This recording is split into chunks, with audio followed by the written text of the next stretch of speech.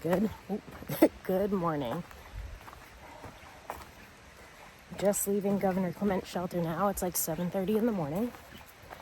About to start making my way up Mount Killington. First 4,000 footer in Vermont. So the trail doesn't go all the way to the summit of Killington, but there's like a 0.2 mile spur trail up and it's steep. But I'm definitely going to take that. And I don't know, I might be a little early for their snack shack at the top, or I might be right on time. I don't know. It depends on how long it takes me to do these 4.5 miles, but 4.5 miles up and then 6.5 miles down into town. It's a town day, thank God. I smell so bad. So I've been following this little logging road, like 0.3 up from camp.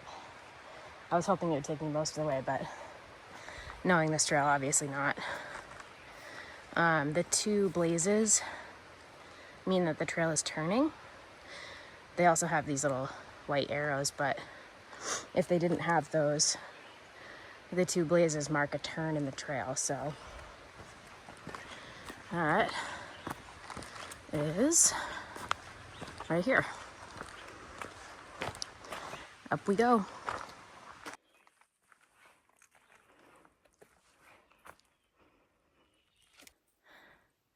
So what I showed was 1,700 miles for Appalachian Trail northbounders. They've walked 1,700 miles from Springer Mountain in Georgia to right where I showed, but there was people around, so I didn't want to explain that.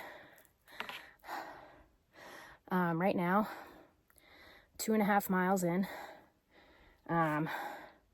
very slow going. This is probably the most rugged 4-mile stretch of trail that I've done so far. I mean, it's just rocks and roots. Like, that's the trail right there. Yeah. The backside of Killington is no joke, man.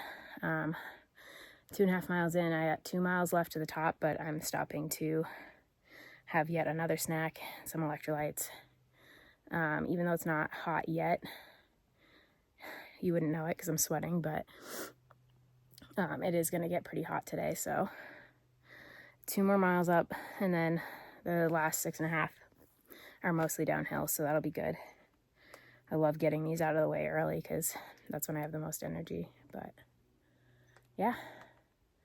All right, quick snack and a drink break, and then back to it.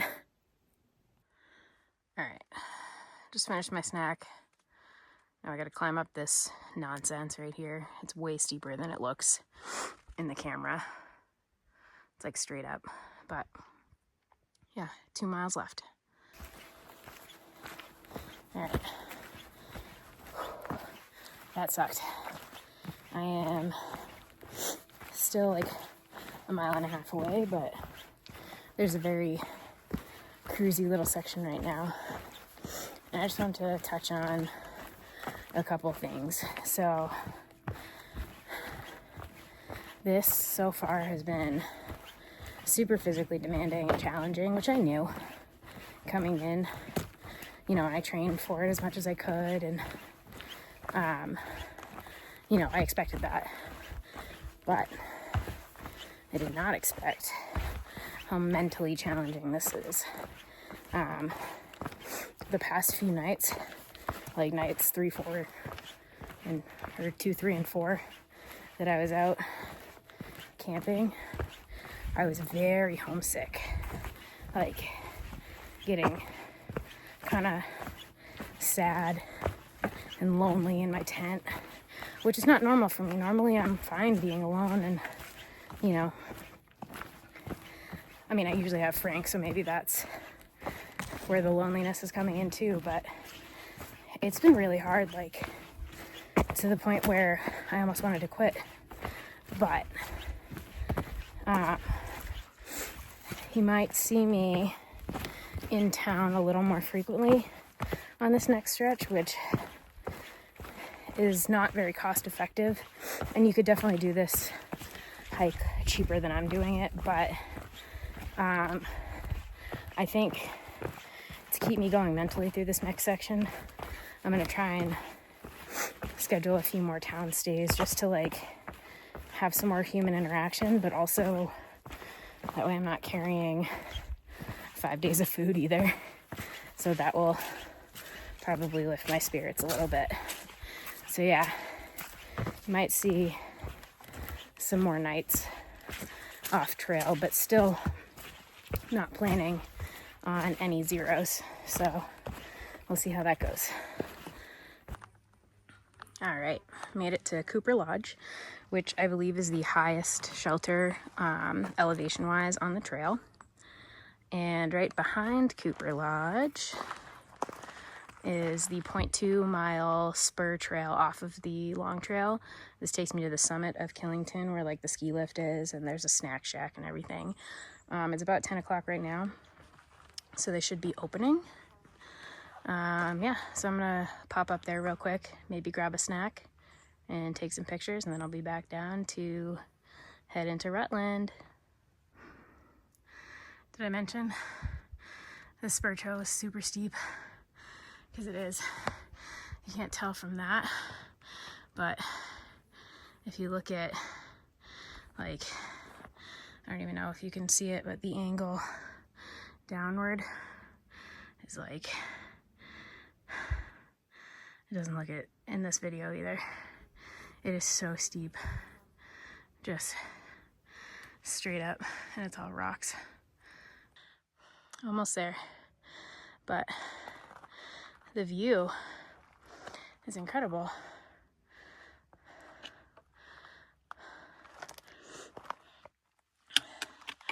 Just a little bit more to go.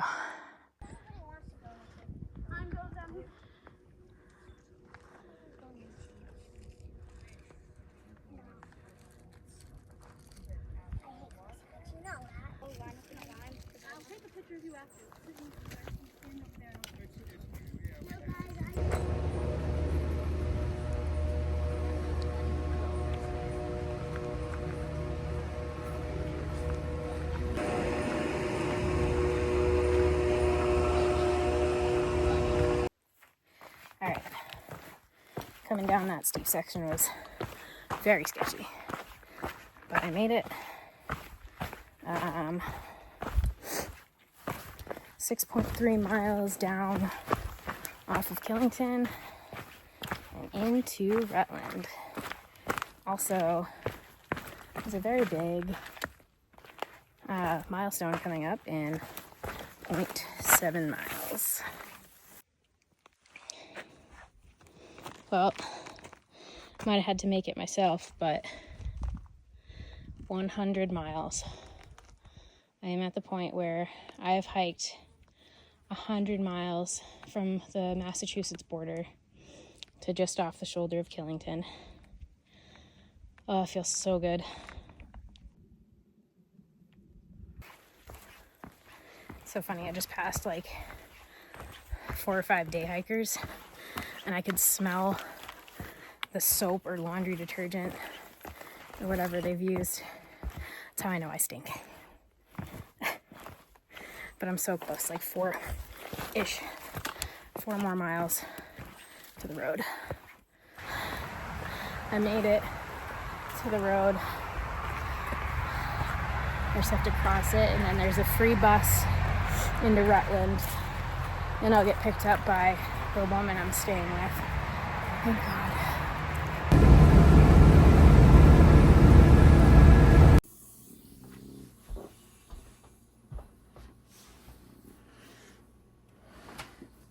Hello. So, if you noticed, I kind of ended that last stretch pretty abruptly. So here's what happened. I caught the bus into Rutland, and I made it to a Trail Angels house that I was planning on staying at that night. And there were 2 other Appalachian Trail section hikers that were staying there as well. You can probably hear that Frank is also with me too. When I got there, that night, I was really not in a great frame of mind. I was struggling mentally quite a bit. Physically, I felt okay. The bottoms of my feet really hurt, but that's to be expected. But mentally, I was just struggling really hard. I was, at this point, not having a great time. Even though when I made it to the road, I did get a little bit of trail magic. But yeah,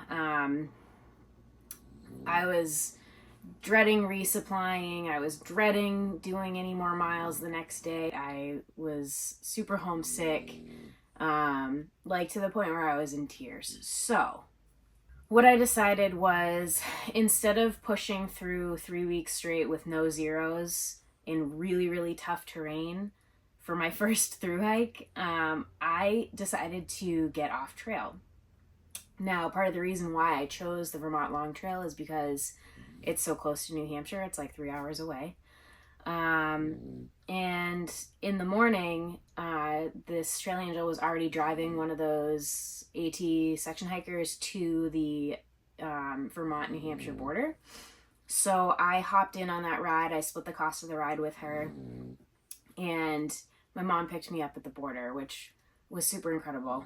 So yesterday, what would have been day 10 hiking, I ended up going home, and I'm really glad I did, because I think it was the mental boost that I needed. I needed to give my body a rest. I was just missing home. So when I got home yesterday, it was still 9:45 in the morning. I was able to take another shower, kind of like get myself together, and I made it to lunch at my parents' house for my grandfather's 86th birthday, which was so special. I saw most of my siblings, aunt, uncle, grandparents, and then I drove from my mom's house to my dad's house and visited with them for a little while as well. And I brought Frank home with me, which is a huge piece of what I was missing too. So that was yesterday. We are going to take it easy today, tomorrow, and then on Wednesday, I am going to drive back to Vermont. I'm going to bring my truck with me, and I'm also probably going to do a big resupply here and stash those days worth of food in my truck. And I'm going to attempt to leapfrog with my truck so that I don't have to go into any more towns to do grocery shopping. I'll go into town to stay and shower and do laundry if I can. Yeah, that's just going to have to be something that I figure out, but that logistic is a lot easier to figure out than, how much food you need, what the stores in town offer, if you're going to be able to get a full resupply, that kind of thing. Yeah, so my family vacation starts 13 days from now.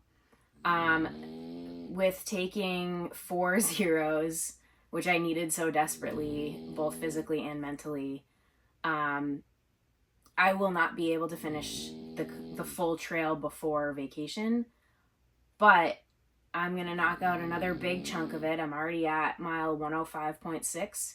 I don't know how far I'll get in the 8 or 9 days that I have to hike, but I'll get as far as I can, and then I'm going to go on vacation. I'm going to take the full vacation that I have, and then I have to go back to work. So what I'm going to try and do is, at some point in September, I'm going to take another 6-7 days, however long it takes me to finish that last chunk of trail. And, breaking it up, if it's within a 2-month period and I'm just taking a bunch of zeros, I think I can still call it a thru hike, but technically it's a little bit more of a section hike now, and that's okay. This was a huge learning experience. I've wanted to thru hike for a long time, and I've been pushing myself, and I've done more than I've ever done before, which is really cool, and it feels really good too. But I still want to finish the trail. I still have that desire to be out there. I was most of the time enjoying myself, but it was getting, mentally harder and harder and harder. and it wasn't like getting better. So I didn't want to push myself for another 2 weeks straight and end up resenting like the state of Vermont or hiking in Vermont, because it is beautiful.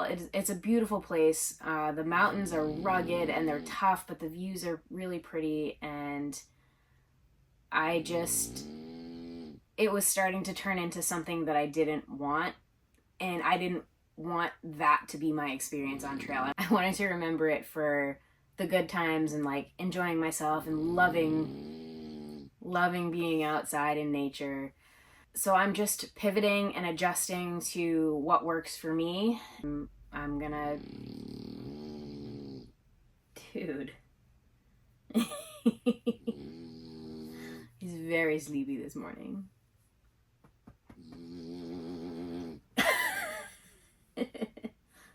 Oh, buddy. I'm already excited to get back out on trail, so I know it was the right decision to make.